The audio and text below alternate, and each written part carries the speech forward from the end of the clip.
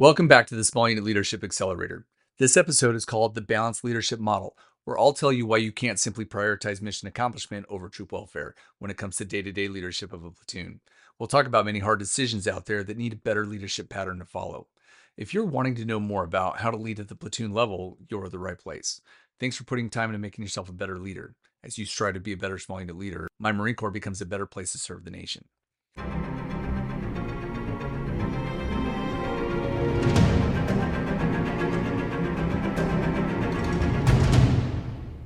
During the last few episodes, I helped you set up your core leadership team. I gave you a lot of information about what to expect from a typical platoon commander, staff NCOIC, platoon sergeant, and training NCO. Today, I'll help you with some of the most challenging leadership dilemmas that small unit leaders face every day in platoons across the Marine Corps, challenges which have traditionally forced you to decide whether you are a leader with human emotions such as loyalty and empathy, or whether you're a heartless minion of the institution.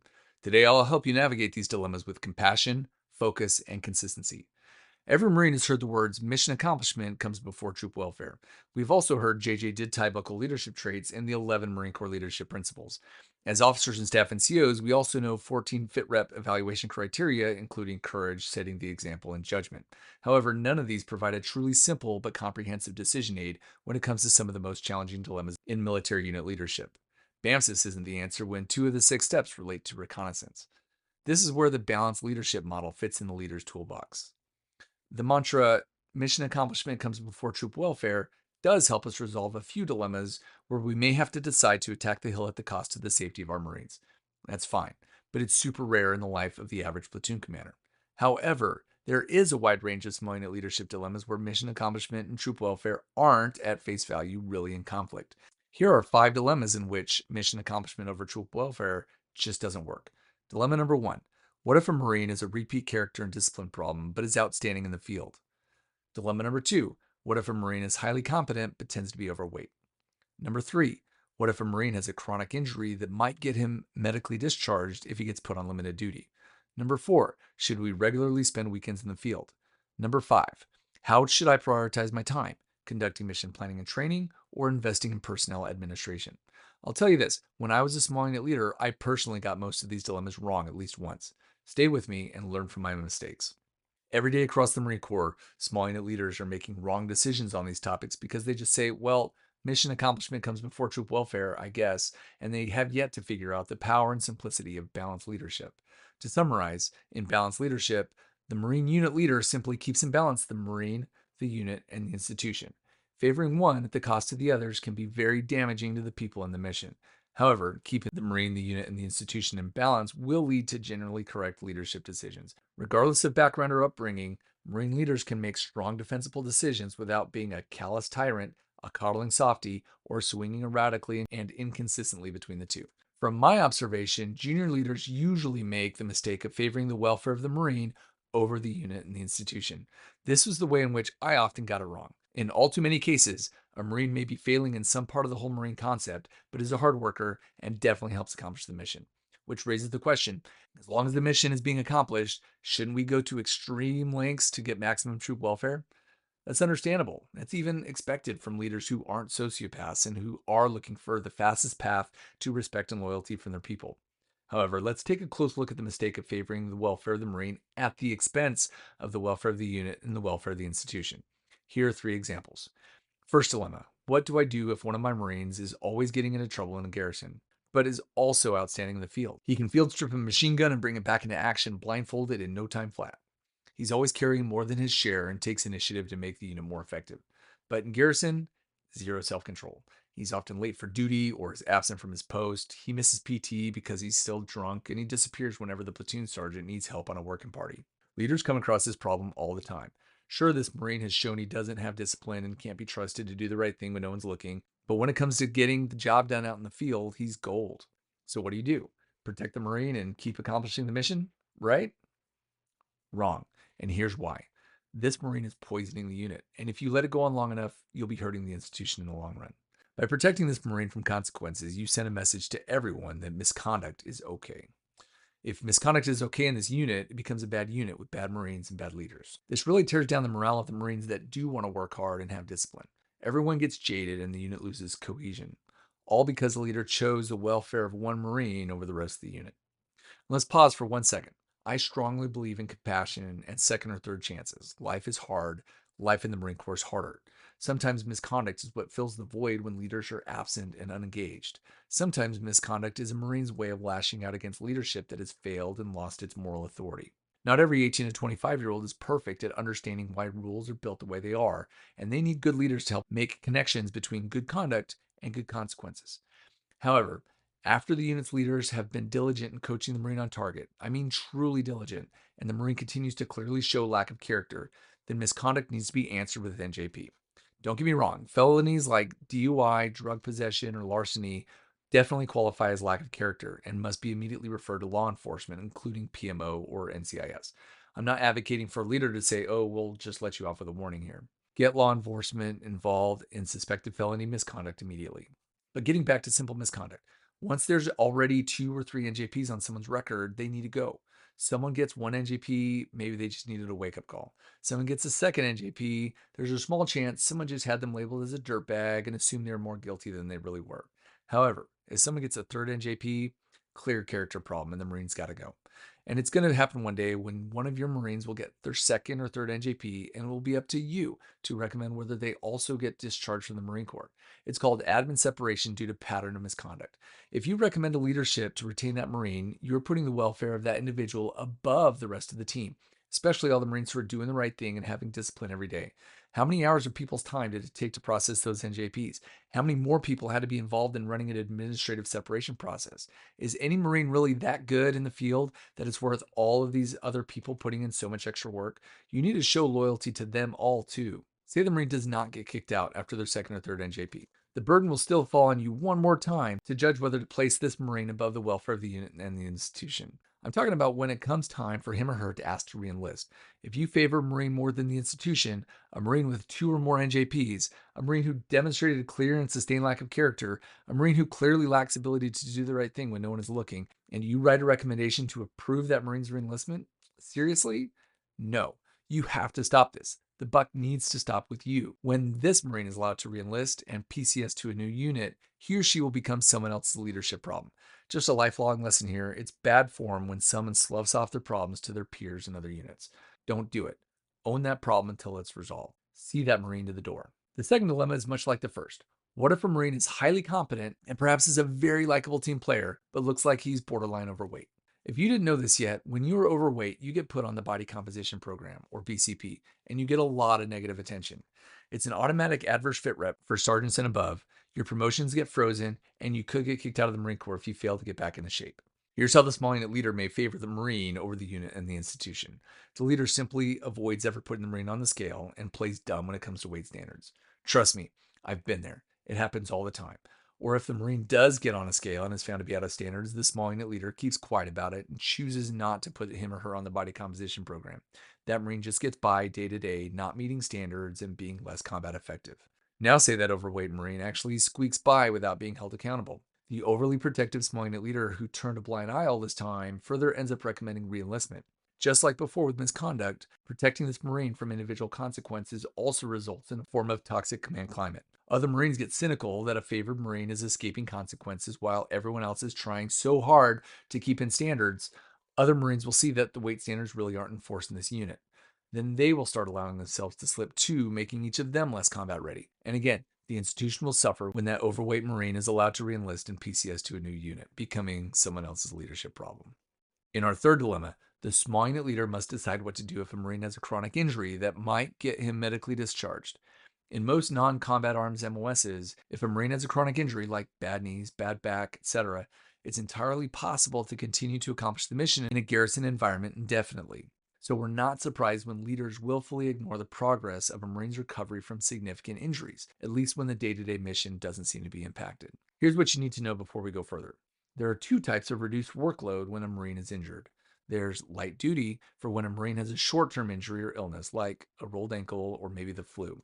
Then the other is limited duty, or LIMDU. LIMDU is for when a Marine's injury is more chronic, like a bad shoulder that may end up needing a couple of surgeries to fix. LIMDU is scary because it can also result in getting medically separated from the Marine Corps. Some unit leaders simply don't know how the limited duty, or LIMDU, process works. If you don't already know, if a Marine has an injury that lasts for 60 or more days, they must be evaluated for limited duty. It's a small unit leader's responsibility to track the number of days a Marine is on line duty. However, most everyone knows that between 6 and 12 months on limb due usually leads to forced medical separation. So, to save hardworking Marines from that fate, some unit leaders will intentionally not count the days of light duty, hoping that no one will place that Marine on limited duty. Instead, these small unit leaders will hide that Marine from the limb due process and make sure they can reenlist in PCS to their next duty station. Saving their career might look like troop welfare, but the reality is that limb due is an elevation in priority of care. Without limb due, the Marine may, first and foremost, never get the care they really need, resulting in lifelong pain and disability. This is the opposite of troop welfare. Second, should they avoid the limb due process today, chronic injury may ultimately hinder their performance at the next unit and impact that unit's readiness and deployability. In all three dilemmas, it's a sign of truly poor leadership when someone transfers their problem child to become someone else's problem. Own that problem until it's resolved, even if it seems disloyal in the scope of welfare of a single Marine. Making these decisions in favor of the Marine at the cost of the unit and the institution will earn that small unit leader a reputation of having poor judgment. Okay, now that we've talked about leaning too far in favor of the Marines, we're going to turn the conversation around. While far less common among leaders at the platoon level, it's entirely possible to swing the other way. Some leaders go too far in favoring the unit and or the institution over the Marine. Let's get into three dilemmas that examine why a simple mission accomplishment over troop welfare model just doesn't cut it for many other leadership decisions. In these dilemmas, simply prioritizing the unit and the mission over the Marine and his or her welfare can also lead to bad consequences. In the first dilemma, a Marine didn't shave and has been late to a few formations. The platoon sergeant verbally counseled the Marine, and by counseled, I mean he berated the Marine in front of everyone.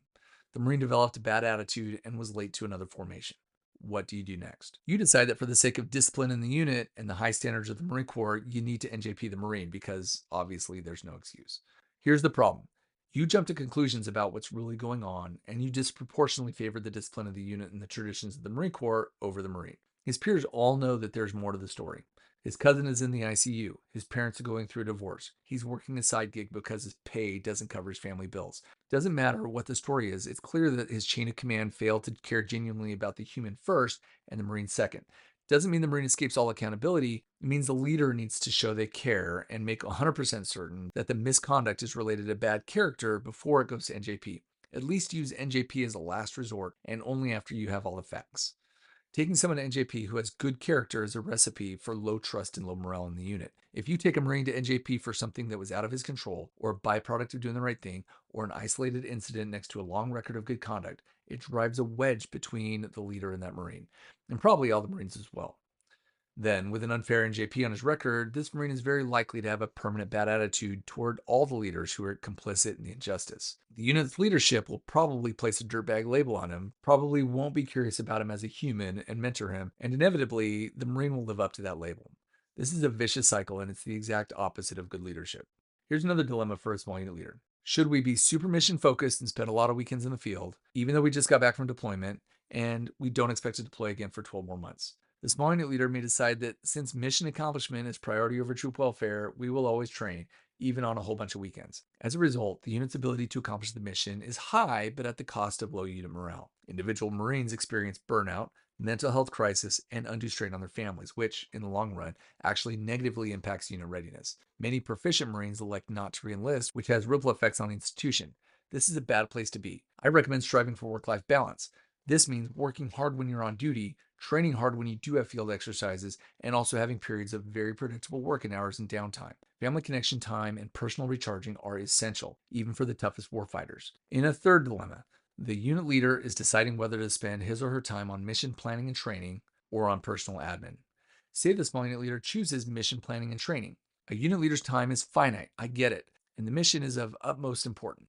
Sometimes it's a deliberate decision to have high technical proficiency and messy admin. This may be okay in the short term.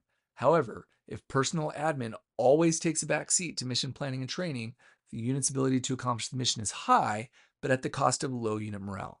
Here's what happens. No one is handling pay issues. No one is getting the Marines to PME or the rifle range on time, and they miss getting promoted. No one is forecasting when a Marine is going to PCS out of the unit, and they don't prepare end of tour rewards. Let the admin be sloppy enough for long enough, and many proficient Marines will elect not to reenlist, which also has ripple effects on the institution. So many excellent Marines from last year have left the service this year because their units were poorly run dumpster fires. Good unit management is critical to sustaining your people and your mission. So, while less common, always prioritizing mission accomplishment over troop welfare can have bad consequences. You have to keep this under control by having a balanced leadership mental model.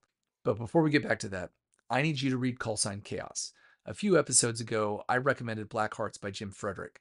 If you haven't read it yet, you need to. If you have, then you know it's an excellent example of what we're talking about here with balanced leadership. There are some people who just don't have the requisite character to go out and represent the United States on the global stage, and they need to exit military service now before they commit war crimes at worst, or at best, are unreliable as teammates in combat. Black Hearts also gives you excellent reasons to be a leader who is deeply curious about your subordinates, to build two-way trust, and to make sure that they know that your intention is to both accomplish the mission and bring them home intact. Call Sign Chaos by Jim Mattis is another excellent pairing with the topic of balanced leadership. In Call Sign Chaos, former four-star General James Mattis tells stories from his legendary Marine Corps career. He talks about some of the Marine Corps' most famous modern battles and military leadership, as well as being a warrior scholar. He said, end quote, "If you haven't read hundreds of books, you are functionally illiterate, and you will be incompetent because your personal experiences alone aren't broad enough to sustain you." End quote. As I've crossed the 200 book threshold, I do recognize that this is a bit of a superpower. Having read a ton of stories that describe patterns of success and patterns of dysfunction, it becomes a lot easier to judge quickly the rightness or wrongness of going down a certain path in a new situation. But some other excellent takeaways from this book relate the importance of accountability as essential to effective leadership, ensuring that standards of professionalism and conduct are upheld. Mattis is known for his principle driven leadership. He emphasizes the importance of maintaining good conduct, performance, and integrity to ensure the effectiveness and moral standing of his units. Mattis consistently stressed the importance of ethical conduct, professionalism, and the moral dimensions of military service.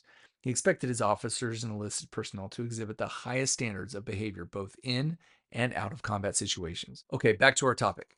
In the balanced leadership model, it's a lot easier to navigate these dilemmas. For the repeat discipline and character problem, it's simple.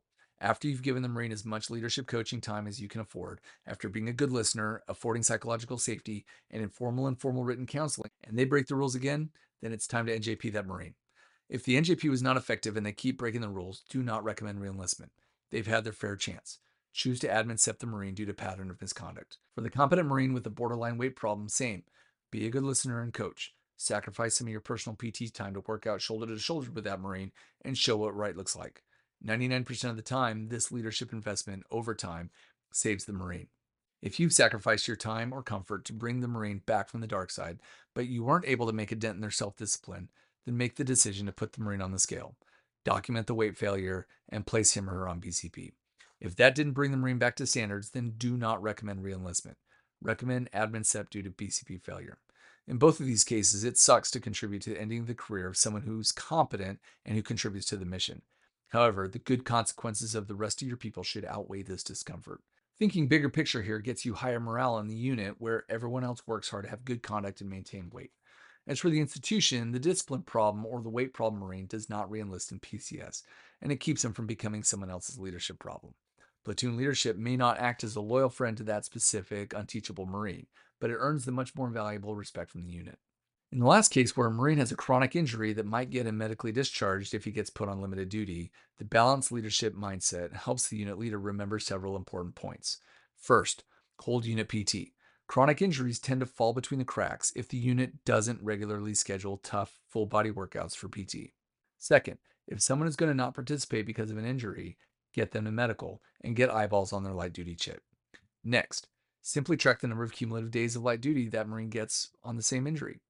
Lastly, make sure the medical system starts a limited duty evaluation when the injury caused 60 days of light duty, even if it means the Marine cannot PCS and reenlist. Ultimately, the Marine's medical care gets elevated and has a better chance of fixing the problem and preventing lifelong pain and disability. And the next unit has high unit readiness where more personnel are medically able to deploy. If you're worried about the Marine's career, you should look up the entitlements owed to the Marine when they are medically separated. Separation pay or medical retirement pay is usually more than enough compensation. Before you try to protect the Marine from limb due, go find out what separation pay would look like. Then you may be a lot more willing to do the right thing here. Conversely, it is possible to disproportionately favor the welfare of the unit and the institution over the welfare of the Marine. Leaders with empathy rarely suffer from this imbalance, but there are those out there not in combat who favor unit, the mission, and the institution at the cost of the long-term vitality and health of the Marines. Combat is a different story, of course. For the sake of combat effectiveness, it is imperative to train with realism and replicate the stresses of combat.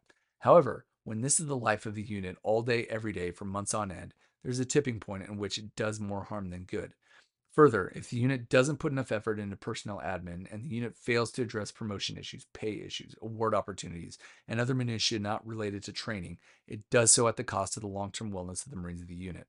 Then, when those highly capable Marines choose not to reenlist, the institution suffers as well. Here are 4 more leadership dilemmas for you to think about. Working hours is from 0730 to 1630 every day, but the mission is being accomplished every day by about 1530. Do you send your Marines home early, or do you keep them at the shop to do busy work? Or do you do something else? How do you keep in balance the Marine, the unit, and the institution? Next one. You think that several Marines have lost their body armor and they're just trading around sets for when they actually use them, and they borrow them from other units when they all go out to the field. Knowing that a surprise gear inspection doesn't win any points with unit trust and morale, and some Marines may have to be subject to investigation and pay thousands of dollars to replace gear, how do you balance the Marine, the unit, and the institution? Next, 4 Marines are underage drinking in a barracks room. A 5th junior Marine, the youngest by far, is in the barracks room not drinking and is just trying to wear headphones, keep to himself, and take online classes. Then the duty officer walks in and catches the Marines, including the non-drinker, and they all get charged. What do you do with that 5th Marine who failed to report the more senior roommate and his friends? In a way which keeps in balance the Marine, the unit, and the institution. Finally, you have an excellent 19-year-old junior Marine who is charismatic, technically proficient, physically fit, and highly dependable. Then some Marines in the platoon find out that he's been showing explicit pics of his 17-year-old girlfriend from back home.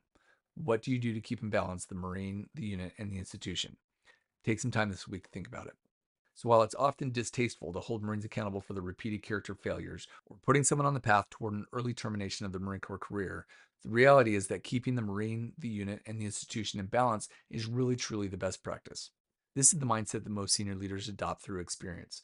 Many Marine leaders who don't adopt this balanced leadership mental model aren't successful as captains and majors and don't continue to get promoted. It's best for junior officers to decide to adopt this mental model and the objectivity that comes with it early in their career before their judgment may be clouded by too much familiarity with and disproportionate loyalty to the junior Marines. Be familiar enough to connect with your Marines. Be loyal enough to protect them from BS, but keep it in balance. Do not create a soulless, passionless climate that does not meet the human needs of the members of the team. You've got to find a balance. As we close, remember, be 1% better every day. Read books. Develop empathy. Be physically tough. Work on your talents and make them superpowers. Use 360-degree feedback to identify your weaknesses and work on them relentlessly.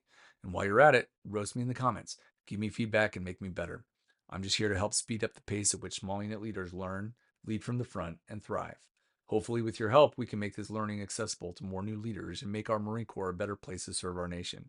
If you get value out of this small unit leadership accelerator, find someone else that can benefit from it as well and pass it along. Links to video and audio forms of this accelerator can be found in the show notes.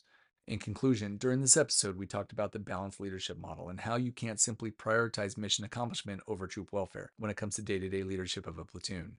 There are many hard decisions out there that need a better leadership pattern to follow. Instead, seek to balance the welfare of the Marine with the welfare of the unit and its mission, as well as the welfare of the institution as a whole. Keeping these in balance will put you right where you need to be as a consistent but compassionate leader. Coming up next, 7 critical tasks for your maintenance NCO, where we'll go over the roles, responsibilities, and expectations for the Marine who will be your center of gravity when it comes to equipment readiness.